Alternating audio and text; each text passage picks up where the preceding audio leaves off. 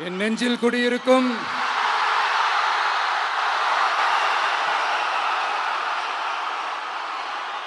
திருநெல்வேலி மக்கள் உங்கள் அனைவருக்கும் என்னுடைய வணக்கம்.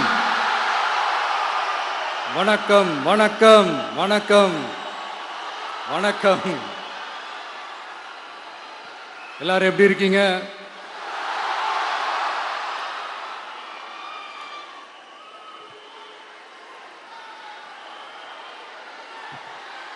உங்க மகன், உங்க அண்ணன், உங்க தம்பி, உங்க தோழன், உங்க நண்பன், உங்க விஜய் உங்களை தேடி வந்திருக்கிறேன். இந்நேரம் திமுக கையில அந்த முழு பவரும் இருந்திருந்தா, இந்நேரம் ஸ்டாலின் சார் கையில் அந்த முழு பவர் இருந்திருந்தா கண்டிப்பா இந்த நிகழ்ச்சி நடந்திருக்காது. ஏதாவது ஒரு முட்டுக்கட்டையை போட்டு நம்மளை வரவிடாம பண்ணியிருப்பார். ஆனா இப்பதான் அவர் ஒரு அதிகாரம் இல்லாத ஒரு முதல்வரா அப்படியே இருக்காருல்ல, ஒரு கேர்டேக்கர் கவர்மெண்ட்னு சொல்லுவாங்க இந்த பீரியட. ஸோ அப்படி இருக்கிறதுனாலயோ என்னமோ கொஞ்சம் ஈஸியாக வர முடிஞ்சதுன்னு நினைக்கிறேன். அது மாதிரி இந்த திமுக கவர்மெண்ட் நமக்கு எவ்வளவு பிரச்சனைகள், எவ்வளவு நெருக்கடிகள், எவ்வளவு அவதூறுகள், அவங்களையும் தாண்டி இன்னும் சில பேர் இன்னும் நிறைய அவதூறுகள் எல்லாமே பரப்புனாங்க.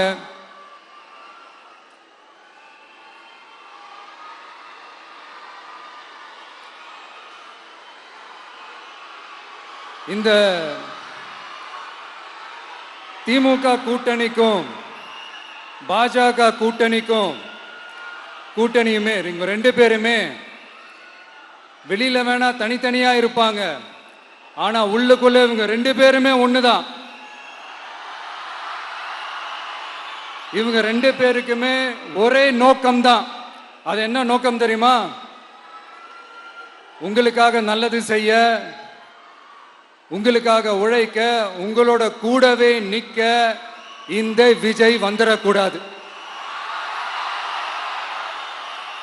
அதுதான் அவங்களுடைய அந்த நோக்கமே. ஏன்னா இந்த விஜய் வந்ததிலிருந்து அவங்க நிறைய இந்த ஊழல்லாம் செஞ்சுக்கிட்டு இருந்தாங்கல்ல, ஒரு லிஸ்ட் போட்டு சொன்னல, அதெல்லாம் அவங்களால செய்ய முடியாம போச்சு. எல்லாத்துலயும் மண்ணு விழுந்துருச்சு. அதனால செம்ம கோபத்தில் இருக்கிறாங்க என் மேல. அதே மாதிரி அடுத்து ஆட்சிக்கு வர முடியாத ஒரு சூழ்நிலைய மக்களே நீங்களே ஆல்ரெடி உருவாக்கிட்டீங்க. இந்த கூட்டணி கணக்கு, அந்த கணக்கு, இந்த கணக்கு எதுவுமே எடுபடல. இந்த அரித்மேட்டிக் கணக்கு, மேத்தமேட்டிக்ஸ் கணக்கு எல்லாமே மண்ணுக்குள்ள புதைச்சிட்டீங்க. அப்புறம் இந்த கொள்ளையடிச்சு வச்சிருக்கிற இந்த பணத்தை எல்லாம் வச்சு கல்லாப்பட்டி கூட்டணின்னு ஒன்று சேர்த்து வச்சிருந்தாரு. அது எல்லாமே இப்ப கலகலத்து போய் நிக்குது. டாப் தனியா, பாட்டம் தனியா, ரீப்பர் தனியா, ஜாயிண்ட் தனியா, அப்படி நிக்குது தனித்தனியா. எல்லாமே அப்படியே ஒட்ட வச்சுக்கிட்டு இருக்கிறாரு. கூட்டணி கட்சிக்காரங்களே ஒருத்தருக்கு ஒருத்தர் ஓட்டு போட்டுக்க மாட்டாங்க போல் இருக்கு. அப்படி இருக்கு நிலைமை இந்த திமுக கூட்டணியில. சரி, இவங்களுக்கு தான் இந்த நிலைமைன்னு பார்த்தா இந்த பாஜக தலைமையில் மற்றும் பலர் அவங்க நிலைமை இன்னும் மோசமா இருக்குது. அதனால மக்களே, இந்த திமுகவோட நேரடி கூட்டணிக்கும் மறைமுக கூட்டணிக்கும் நம்ம மேல காண்டு.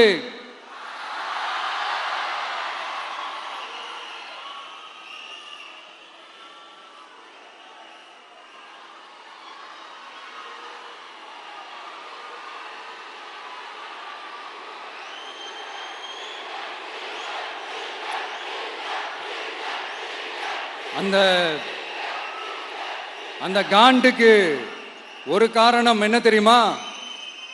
அவங்க வீட்லயே, அவங்க குடும்பத்திலேயே விசில் சத்தம் பலமா கேக்குதான்.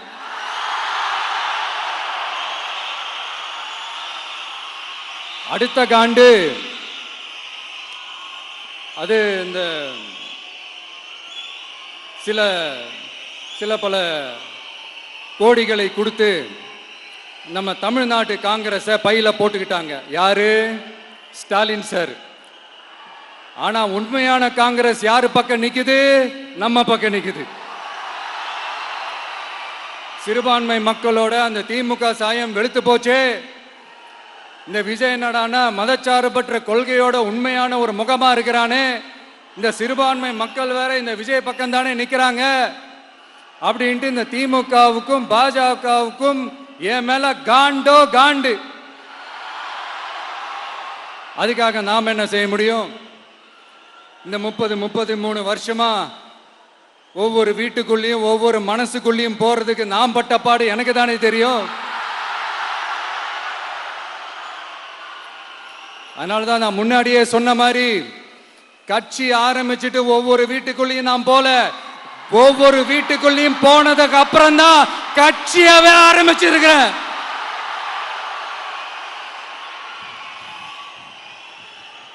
இது இந்த அரசியல் எல்லாத்தையும் தாண்டி இருக்கிற ஒரு உறவு.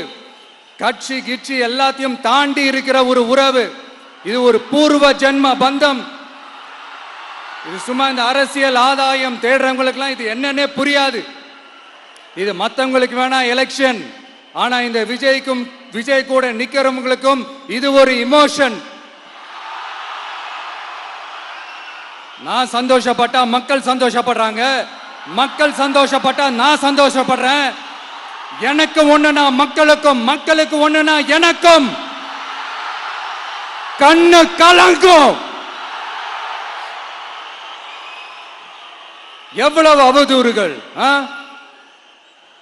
இந்த கரூர் விஷயத்தை பத்தி ஊருக்கே தெரியும். ஆனா போடு, விஜய் மேல பழிய போடு. என்னடா இவ்வளவு பெரிய ஒரு பழிய தூக்கி விஜய் மேல போட்டாலும் மக்கள் விஜய் கூடவே நிக்கிறாங்க. இது என்னடா அதிசயமா இருக்குது அப்படின்ட்டு அது ட்ரை பண்ணி பார்த்தாங்க. அது மக்கள் கிட்ட எடுபடல. சரி, அடுத்து வேற என்ன பண்ணலாம்? முடக்கு. ஜனநாயகனா முடக்கு. படத்தை முடக்குனா கொஞ்சம் பையன் கொஞ்சம் டிஸ்டர்ப் ஆயிடுவான். அதனால படத்தை முடக்கு. இது யாரு முடக்குனாங்கன்றது உங்களுக்கே தெரியும். அது நான் சொல்ல வேண்டிய அவசியம் உங்களுக்கு இல்லை. ஆனா இவன் படத்தை முடக்கினாலும் அவன் பாட்டுக்கு அதை கண்டுக்காம அவன் பாட்டுக்கு வேலையை பார்த்துட்டு போயிட்டே இருக்கான். அதுவும் எடுபடலை. சரி, அடுத்து வேற என்ன பண்ணலாம்? போடு, SOPன்னு ஒண்ணு போடு. விஜய்க்கு மட்டும் தனியா ரூல்ஸ், தனியா ரெகுலேஷன்ஸ், தனியா கண்டிஷன்ஸ் அவனுக்கு மட்டும் போடு. மற்ற கட்சிகள்லாம் விடு, விஜய்க்கு மட்டும் தனி கண்டிஷன்ஸ் போடு. அவன் வெளியவே வரக்கூடாது, மக்களை சந்திக்கவே கூடாது. என்னாச்சு? அதுவும் எடுபடல. சரி, அடுத்து வேற என்ன பண்ணலாம்? நம்மளை சுத்தி இருக்கிறவங்கள வச்சு, அதாவது இத்தனை வருஷமா வெயிட் பண்ணி இப்போ எலெக்ஷனுக்கு 30 நாளைக்கு முன்னாடி கரெக்டா அந்த டைம் பார்த்து ஒரு அவதூறு பரப்ப வேண்டியது. அது என்னன்னு உங்களுக்கே தெரியும். அதுவும் மக்கள் கிட்ட எடுபடல. அது மாதிரி எத்தனை சோதனைகள், எத்தனை வேதனைகள் நீங்க கொடுத்தாலும் இந்த திமுக நாளையோ இல்ல இந்த பாஜக நாளையோ இல்ல இந்த மற்ற பலர் நாளையோ இல்ல எந்த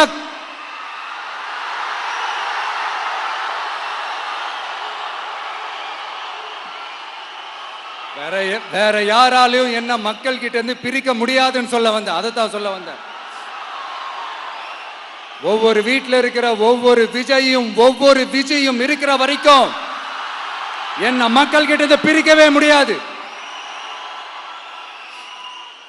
இப்படி இந்த சொந்த பந்தம் இவ்வளவு ஸ்ட்ராங்கா இருக்கிறதுனாலதான் நான் முன்னாடியே சொன்ன 234 தொகுதியிலும் இந்த விஜய் தான் வேட்பாளர் அப்படின்னு தான் அதை நான் செஞ்சிருக்கிறேன். ஏன்னா நம்மளுடைய வேட்பாளர்கள் யாரும் டாட்டாவோ பிர்லாவோ அம்பானியோ அதானியோ கிடையாது. நம்ம வீட்டில் இருக்கிறவர், நம்ம குடும்பத்தில் இருக்கிற ஒருத்தரை தான் நான் வேட்பாளராக செலக்ட் பண்ணியிருக்கிறேன்.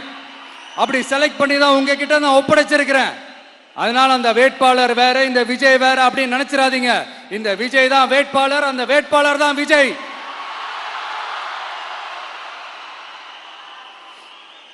இத்தனை வருஷம் யார் யாருக்கோ ஓட்டு போட்டீங்க. ஆனா இந்த வருஷம் உங்க வீட்டில் இருக்கிற ஒருத்தருக்கு, உங்க வீட்டில் இருக்க நம்ம குடும்பத்தில் இருக்கிற ஒருத்தருக்கு நம்ம ஓட்டு போட போறோம்.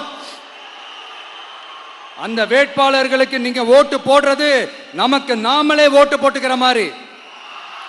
அந்த வேட்பாளர் ஜெயிச்சா நாம ஜெயிச்ச மாதிரி. இப்படிப்பட்ட ஒரு எமோஷனலான ஒரு எலெக்ஷனை தமிழ்நாடு இல்ல, இந்தியாவே பார்த்திருக்காது. இது நீங்க எவ்ரி 5 years வர ஒரு எலெக்ஷன் மாதிரி இதை நினைச்சிடாதீங்க. இது வேற, இது ஒரு அதிசய எலெக்ஷன். 50 வருஷத்துக்கு ஒரு வாட்டி நடக்கிற ஒரு எலெக்ஷன் மாதிரி. அதனால அந்த சான்ஸை மிஸ் பண்ணிடாதீங்க மக்களே. ஒரு காமராஜர் தானா, ஒரு அண்ணா தானா, ஒரு எம்ஜிஆர் தானா நம்ம தமிழ்நாட்டுக்கு? அவங்கள மாதிரி வேற யாருமே வந்துட மாட்டாங்களா அப்படின்னு நீங்க ஏங்கினது எனக்கு தெரியும். அதை மனசுல வச்சுக்கிட்டு தான் நம்ம டிவிக்கே வந்திருக்கிறோம். நம்ம டிவிக்கு யார் யார் மாதிரி எல்லாம் உழைக்கும் சொல்லவா? ஐயா முத்துராமலிங்க தேவர் மாதிரி, ஐயா வீரன் சுந்தரலிங்கம் மாதிரி, ஐயா வாபுசி மாதிரி, ஐயா அழகு முத்துக்கோன் மாதிரி, ஐயா கட்டபொம்மன் மாதிரி, ஐயா ஒண்டி வீரன் மாதிரி, ஐயா குரூஸ் பெர்னாண்டஸ் மாதிரி மாதிரி ஒட்டுமொத்த தமிழ்நாட்டு மண்ணுக்கும் உழைக்கும், உழைச்சிக்கிட்டே இருக்கும். இந்த எலெக்ஷன்ல நம்ம டிவிக்கு ஆட்சி அமைஞ்சா அது என்ன அமைஞ்சா அமைக்கிறோம். எப்படி அமைக்கிறோம்? நம்ம டிவிக்கு ஆட்சி அமைஞ்ச உடனே பெண்கள், இளைஞர்கள் எல்லாருமே நல்லா இருப்போம், நல்லா இருப்போம், நல்லா இருப்போம். விவசாயிகள், மீனவர்கள், உழைக்கிற மக்கள் எல்லாருமே நல்லா இருப்போம், நல்லா இருப்போம், நல்லா இருப்போம். இன்னும் பல வருஷத்துக்கு நம்மளுடைய குடும்பங்கள், நம்மளுடைய சந்ததிகள், நம்மளுடைய தலைமுறைகள் எல்லாருமே நல்லா இருப்போம், நல்லா இருப்போம், நல்லா இருப்போம். அதனாலதான் மீண்டும் மீண்டும் சொல்றேன், வேற யாருக்காவது ஓட்டு போட்டு உங்க ஓட்டை வேஸ்ட் பண்ணிடாதீங்க. அதனாலதான் பார்த்து பார்த்து உங்களுக்கான வாக்குறுதிகளை நாம அதை அறிவிச்சிட்டு இருக்கிறோம். சொல்லாதத, செய்ய முடியாததெல்லாம் சொல்லவே மாட்டோம். அதுல ரொம்ப உறுதியா இருக்கிறோம். சொல்லாததை செய்வோம், அது வேற விஷயம். ஆனா செய்யறத மட்டும்தான் சொல்லுவோம். யங்ஸ்டர்ஸ், விவசாயிகள், மீனவ, இந்த மாதிரி பல திட்டங்கள் இருக்கு, எல்லாத்தையுமே நிறைவேற்றுவோம். இந்த விஜய் அதை சாத்தியமாக்கி காட்டுவான். இதை நான் ஏன் இவ்வளவு ஸ்ட்ராங்கா சொல்றேன் அப்படின்னா, மக்கள் பணத்திலிருந்து ஒரு பைசா கூட தொட வேண்டிய அவசியமே எனக்கு இல்லை. உங்களுக்கு புரியுதுங்களா? உங்களுக்கு மக்களுக்கு தப்பே நடக்காது, தப்பே நடக்க விட மாட்டேன். இப்ப நான் சொன்னல, மக்கள் காசுல இருந்து ஒரு பைசா கூட தொட மாட்டேன்னு. அதை இப்ப ஆண்டுகிட்டு இருக்கிறவங்க, இதுக்கு முன்னாடி ஆண்டவங்க தில்லா சொல்ல முடியுமா? என்னை எதிர்த்துட்டு இருக்கிறவங்களால தில்லா, கட்ஸா, கெத்தா இத சொல்ல முடியுமா? நீங்க ஒழுங்கா ஆட்சி நடத்திருந்தா பெண்கள் பாதுகாப்பு ஏன் இவ்வளவு மோசமா இருக்குது? இளைஞர்களுக்கு ஏன் வேலை வாய்ப்பு இல்லாம போச்சு? போதைப் பொருள் கலாச்சாரம் ஏன் அதிகமா இருக்கு? சட்டம் ஒழுங்கு ஏன் சரியா இல்ல? வன்முறை ஏன் தலைவரிச்சு ஆறுது? இதுக்கு உங்களால பதில் சொல்ல முடியுமா ஸ்டாலின் சார்? பதில் சொல்ல தகுதி இருக்கான்னு தான் கேட்டிருக்கணும். ஆனா கொஞ்சம் நாகரிகம் கருதி அப்படி வேணான்னு பாக்குறேன். 2-2.5 வயசு குழந்தைய துள்ள துடிக்க உங்க திமுக நிர்வாகி ஒருத்தன் கொன்னானே, அதுக்கு என்ன பதில் சொல்ல போறீங்க? விளாத்திக்குளம் பக்கத்துல +2 படிக்கிற ஒரு பொண்ணு டாய்லெட் வசதி சரியா இல்லாம ஒரு அவசரத்துக்கு காட்டு பக்கம் போய் ஒதுங்கினாங்களே, என்னாச்சு? இந்த உலகத்தை விட்டே போயிட்டாங்க. அதுக்கு என்ன பதில் சொல்ல போறீங்க? இந்த பிள்ளைங்களை உங்களால திருப்பி கொடுக்க முடியுமா சார்? 5 வருஷமா போலீஸ் டிபார்ட்மெண்ட் கையில வச்சுக்கிட்டு என்ன சார் பண்ணீங்க? பொம்மைகள் மாதிரி வச்சு விளையாடிட்டு இருந்தீங்களா? ஒரு மனசாட்சின்றது வேணாம். நாங்குநேரி பிரச்சனையை பத்தி பேசினா அது போதையில நடந்துச்சான், போதை பொருட்கள்னால அது நடந்துச்சான். பெரிய கண்டுபிடிப்பு, எங்களுக்கு தெரியாது பாரு. அது எங்களுக்கும் தெரியும், உங்களுக்கும் தெரியும். கேள்வி அது இல்ல, அதை ஏன் தடுக்கலன்றதுதான் எங்களுடைய கேள்வி. இது மட்டுமா? மணலை திருடுறாங்க, மண்ணை திருடுறாங்க, மலைகளை முழுங்குறாங்க, சட்டவிரோதமா கல்குவாரி நடத்துறாங்க, மணல் மாஃபியா அது ஒரு பக்கம் நடந்துகிட்டு போகுது. இன்னொரு பக்கம் மினிஸ்டர்ஸ் கொள்ளையடிக்கிறாங்க, இன்னொரு பக்கம் குடும்பமா சேர்ந்து கொள்ளையடிக்கிறாங்க. டாஸ்மாக்ல ஊழல், நகராட்சி துறையில ஊழல், இப்படி ஊழல் ஊழல், ஆட்சி முழுக்க ஊழல் ஊழல்லே ஊறி போய் நாரி போய் கிடக்குது. எந்த மூஞ்ச வச்சுக்கிட்டு சார் வந்து ஓட்ட கேட்பீங்க?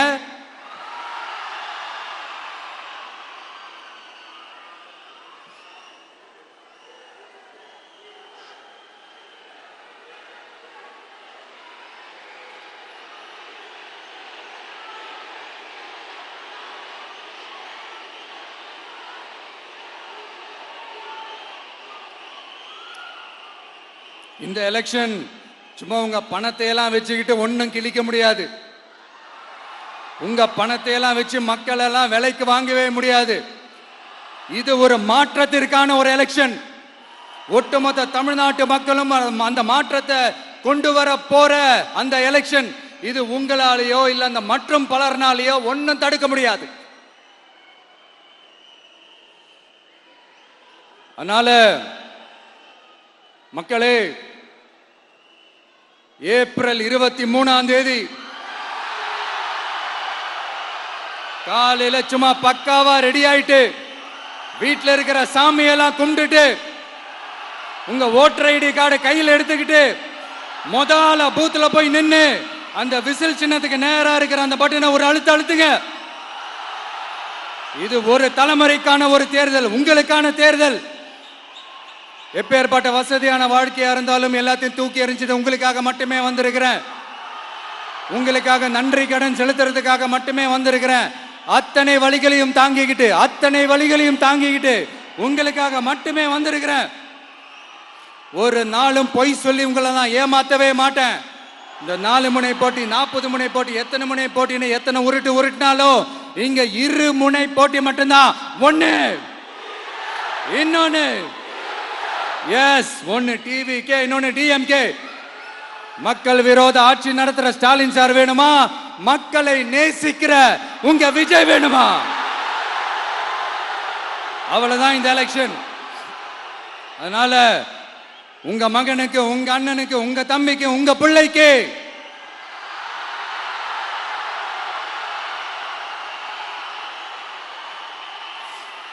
ஒரே ஒரு வாய்ப்பு கொடுங்க. தயவு செஞ்சு விசில் சின்னத்துக்கு ஓட்டு போடுங்க. இது ஒரு விசில் புரட்சி தேர்தலா இருக்கணும்.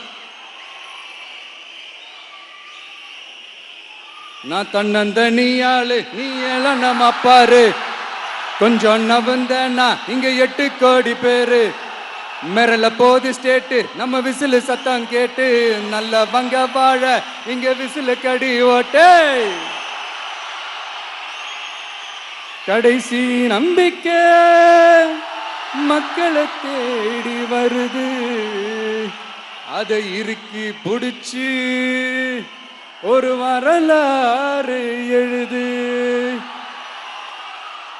உங்க விஜய், நான் வரேன். விசில் அடிக்க ரெடியா? கான்பிடண்டா இருங்க, நல்லதே நடக்கும், வெற்றி நிச்சயம். மீண்டும் சந்திக்கும் வரை நன்றி, வணக்கம்.